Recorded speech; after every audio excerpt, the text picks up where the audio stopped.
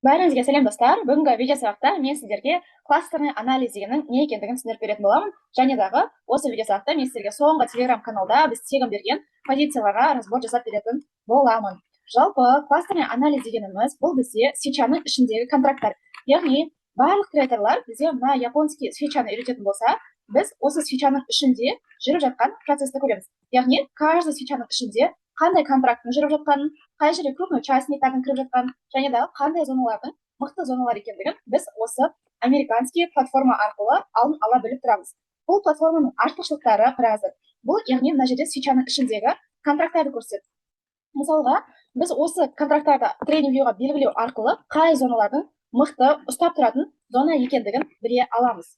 Енді кластерный анализдің басқа стратегиялардан артықшылықтары қандай? Жалпы смарт мани стратегиясы болсын, СНР, Малайзия, үндістандық стратегия деп айтып жатады, иә. Бұл стратегиялардың ешқайсында жаңағыдай сіздер свечаның ішінде не болып жатқандығын көре алмайсыздар. Ал кластерный анализ бұл свечаның ішіндегі қозғалыс.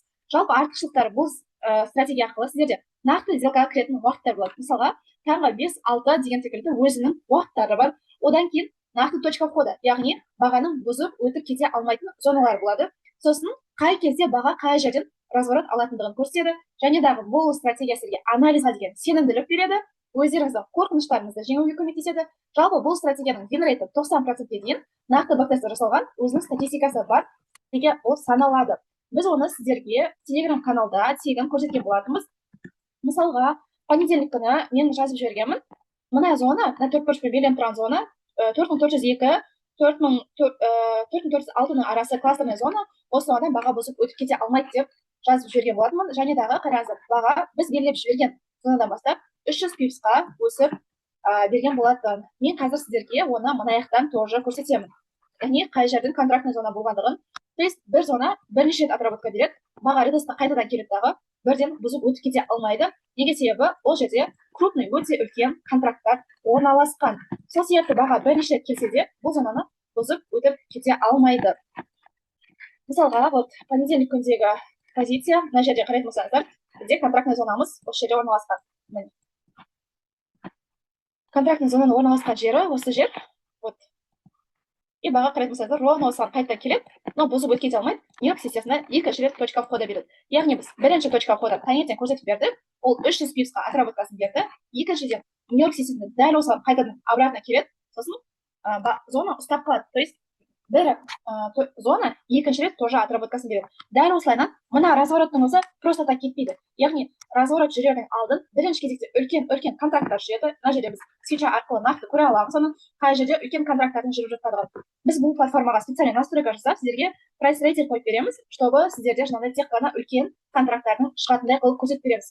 Яғни қараңыздар, мына развороттың өзі просто так жүрмейді, ол определенный белгілі бір зонаға барып тіреледі, который контракт болған. Сосын сол зонадан мына жерде контракт жүреді, одан кейін ғана барып разворот кетеді.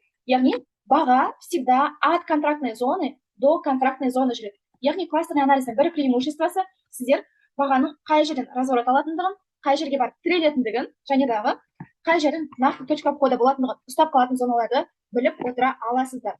Ешбір стратегия сіздерге бұлайынан нақты көрсетіп бермейді. Келесі екінші күннің позициясын көрсек.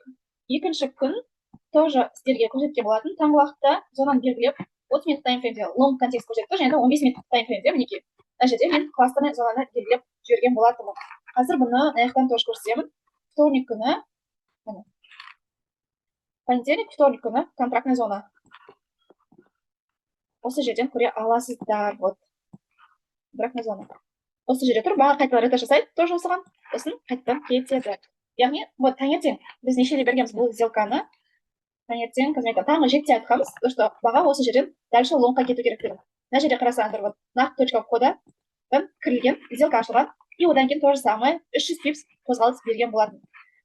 Мен қазір сіздерге тек қана 15 минуттың примермен көрсетіп отырмын, яғни бұл жерде 5 минутпен де, одан да төмен таймфреймдермен де сделкаға кіруге болады. Сосын бұл зоналар бірнеше рет отработка береді. Яғни тест жасайды, фитименен кетеді, будущем тоже мықты зона болып тұрады. Яғни бағаның қай жерден қай жерге баратындығын, қай жерде разворот кететіндігін нақты ұстап қалатын зоналарын білуге болады. Енді бүгінгі күнде контрактный зонаны көрсетіп берейін.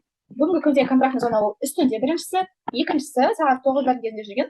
Вот екінші контрактный зона осы жерде тұр. Яғни ол түсте мысалға келді дағы, просто так мына жерде тұрып қалған жоқ. Ол осы жерде бағаның контракт бар екендігін көрсетіп тұр да, что ол тіреліп қайта өте алмай тұр. Неге? Себебі осы жерде мына платформа арқылы көруге болады, что крупный участниктердің ордерлары қойылған, яғни свечаның ішінде ордерлар тұр. Сол себепті баға осы жерден өте алмай тұр. Яғни баға қай жерге екен? Обратно қайтқан кластерный зонаға дейін құлап жүріп береді. Яғни мысалға 63-тен 40-қа дейін спокойно 200 пипс ұстауға болады.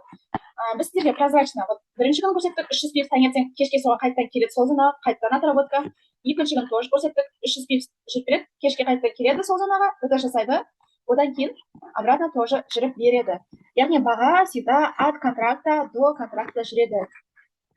Енді келесі және де мына жерде көрсеңіздер, біздің оқушыларымыз осы стратегия арқылы пробшоттан өтуде. Яғни пробшоттан өтуге де сіздерге екі-ақ нәрсе керек. Біріншісі дисциплина керек, екіншісі нақты рабочий стратегия керек.